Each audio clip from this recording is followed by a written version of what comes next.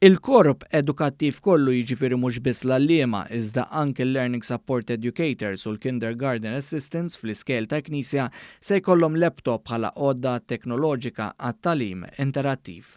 Dan ifisser li l-edukaturi kollha fl-iskejl ta' Knisja se jkunu bħal dawk tal-Istat biex bekk jingħata servizz aħjar lill-istudenti. Dan qed isir b'investiment tal-Gvern ta' 2,100,000 euro. F'konferenza tal-aħbarijiet li saret fil-Ministeru għall-Affarijiet Barranin, il-Ministru Carmelo Abela qal li dan huwa ftehim li juri relazzjonijiet bilaterali b'saħħithom li jeżistu bejn l-Istat u l-Knisja.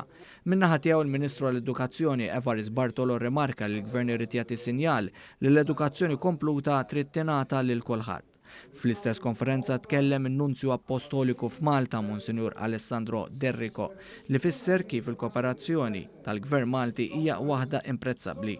Miegħu ingħaqad l-Arċisqof ta' Malta Monsinjur Charles Scicluna. L-opportunità biex jiena nirringrazzja l-Gvern ta' Malta għaliex hija deċiżjoni li ħab il-Prim Ministru anke b'interess personali li it-tfal tal-poplu kemm dawk edukati fl-iskejl tal-Istat kif ukoll dawk li qed jirċievu l-edukazzjoni tagħhom fl-iskejl tal-Knisja permezz ta' min qed jgħallimhom ikollhom aċċess għat-teknoloġija u għal fakultajiet u l-faċilitajiet kollha li qed toffri s-soċjetà llum. Din il-miżura tal-Gvern li jipprovdi l-laptops b'xejn għall-edukaturi kollha fl-iskejl ta' Knisja issegwi miżuri oħra fosthom ta' trasport b'xejn għat-tfal tal-iskejl ta' Knisja.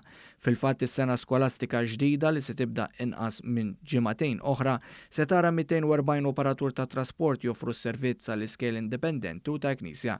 Dan meta dan is-servizz beda b'18 l-operatur.